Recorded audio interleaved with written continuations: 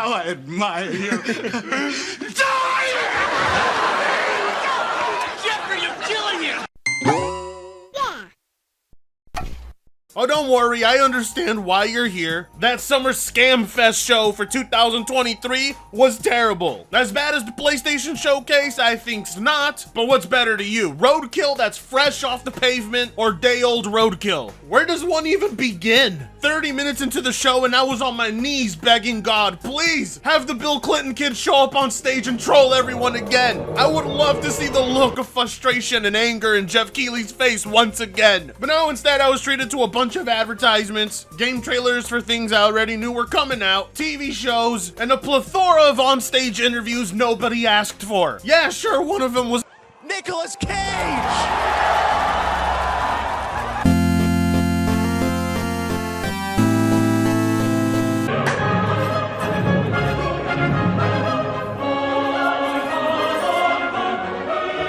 I adore that man. Every word that comes out of him is basically a meme, but it pains me to say not even the god himself could save this sinking ship of a show. You know it's bad when the audience was booing certain things. And we're talking about an audience of seals that basically go and cheer anything on. But not this time around. These nerds waited 2 years for Sony to give them something, and instead were met with a streaming tablet and some PlayStation earbuds. Oh, sorry, I mean, Airbuds. Stop showing me earbuds! Stop showing me earbuds! So the rumor mill was that Sony was sandbagging them because they were gonna save all the big announcements for Jeff Keighley's show. They may feel a lack of urgency given that Microsoft is struggling to get their promised titles out the door. So they may not feel a sense of urgency. They may be looking at Microsoft and saying, hey, we can kind of dial back right now. Sony may want to sandbag a lot of what I'm going to come over in this video. Let's just hold on to all these titles.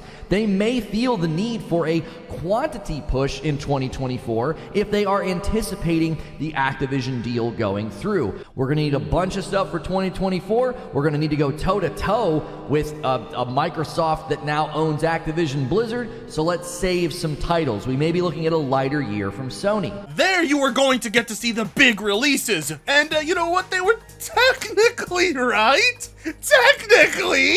Because at this event, they finally dropped the Spider-Man 2 release date, set for October 20th of this year. That's right, if you're a hardcore PlayStation fan, which I pity you if you are, you waited 2 goddamn years to finally get a release date at the Sony event, only to instead have to tune into Jeff Keighley's event to get it. Amazing. Technically, they're not wrong. I guess Sony did sandbag all of you. They couldn't give you the release date at their own event. They had to give it to you 2 weeks later at someone else's event. But hold on. You think that's bad? It gets worse. The many time slots Sony took up with, I don't know, a Gran Turismo trailer, the Final Fantasy 16 trailer, the Street Fighter 6 trailer, all of that time instead could have gone towards the Final Fantasy 7 Rebirth trailer that for some reason Jeff Keighley was hyping up like it was goddamn GTA 6 or something. No, seriously, he kicked off the show telling us he has one of the biggest rumored reveals at the end of it all. And yes,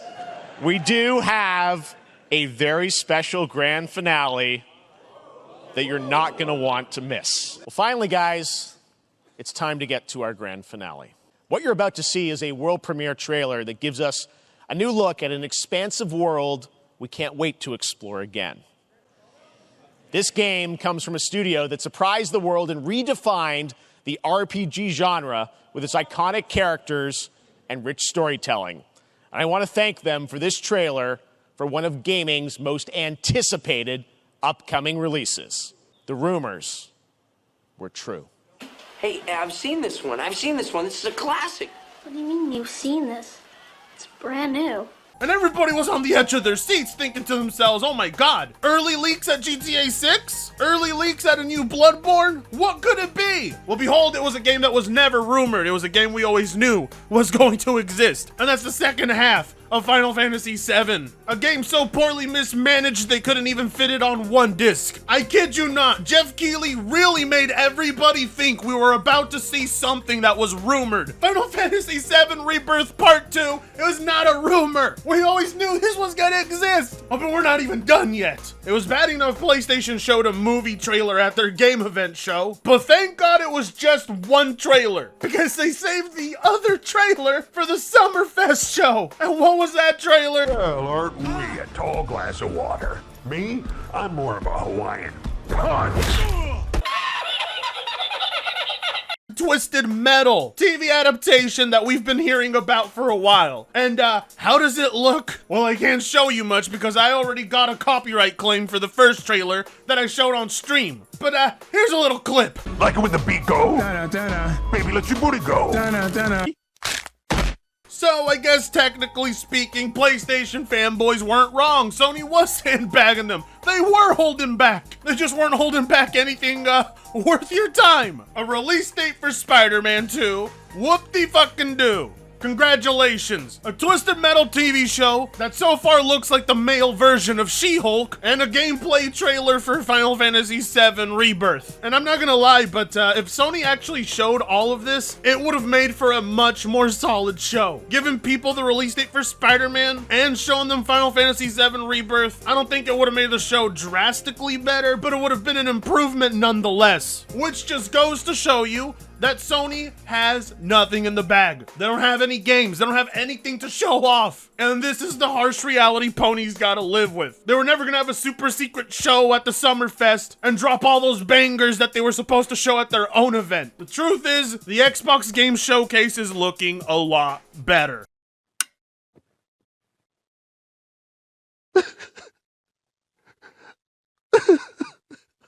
Especially after what we just witnessed. I couldn't believe I rolled out of bed at noon for something like this. I'll give them credit, at least they showed the new Yakuza, and they showed a brand new Sonic game that is looking right up my alley because I'm a boomer when it comes to Sonic. And let's not forget that brand new Akira Toriyama Dragon Quest looking game. I'm going to be copping that for sure. Unfortunately, a good chunk of the show was plagued by games that look undercooked, and for some reason, all have trailer music that simply does not match up with the games themselves. That new Prince of Persia game? Did that trailer music sound Prince of Persia-y to you at all?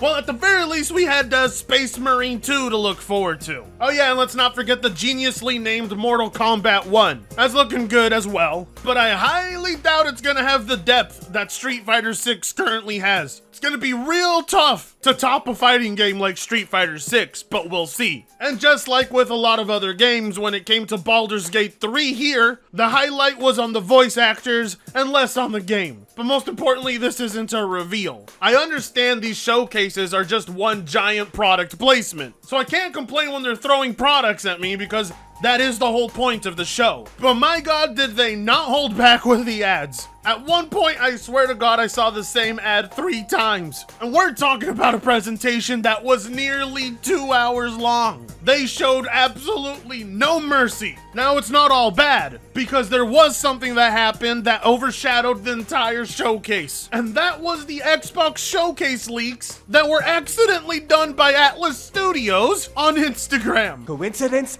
I think not! That's right! Leaks to the Xbox Showcase itself were already 10 times better than the Summer Game Fest and PlayStation Showcase combined! One leak! And what was that leak? Well, that was none other than the Persona 3 remake, which will be day 1 on Game Pass! That's right, day 1! On Game Pass! Oh, wait, I'm sorry. Why did I say one leak? There was also a second leak! Persona 5 Tactica, also day 1 on Game Pass. Let's go! While this was going on, everybody completely forgot about the Summerfest show. It would seem that these 2 big leaks were supposed to happen at the Xbox show, and if these 2 leaks are just one of many reveals that's gonna be happening, it's already infinitely better than what we got these last 2 weeks from Sony and Jeff Keighley. And this was completely unintentional. Somebody at Atlas is about to get fired, and I beg of you, Sega, please Please don't fire that man. He saved today.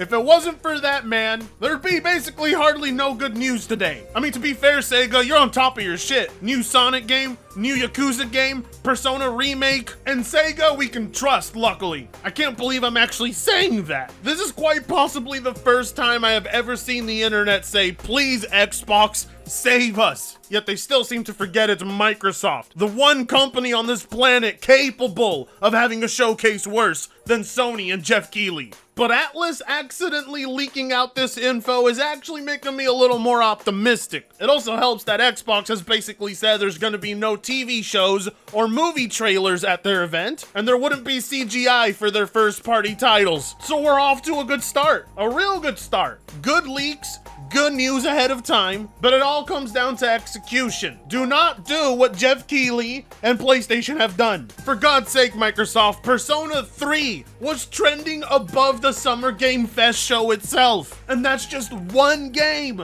Now, to be fair, when it comes to the Persona fandom, it's huge. They could probably get any topic about their game to trend above a presidential assassination, so you know it's a big deal. Unfortunately, it wasn't revealed at Xbox's event like it was originally supposed to, but I kind of consider that a good thing. A Persona 3 remake and a brand new Persona game being revealed by Xbox is a pretty big deal. In the past, this game would have been highlighted at a PlayStation event. The fact that it was supposed to happen at an Xbox event may be showing Microsoft is going harder on those Japanese games than we thought. Now, obviously, I expect this to be a I mean, it's Persona, come on. But if you can't grasp how big of a deal it is that it's Xbox revealing new Persona games and not PlayStation, then you're probably new to gaming. Years ago, this would have been revealed at Sony Showcase, but this time around, it's being revealed at the Xbox Showcase. That says quite a bit about the partnership between Microsoft and Sega. So, for once in a very long ass time, I'm actually excited for what Xbox will be showing. I would have jumped right out of my seat if I had seen this live. So it's all on you, Xbox. One of your big reveals was leaked. Hopefully it wasn't the biggest reveal you had. Please don't let us down because everybody else has so far. But so far, it looks like it's going to be a better showcase. Who knows how much better though? For me, it won't be enough if Microsoft just slightly edges out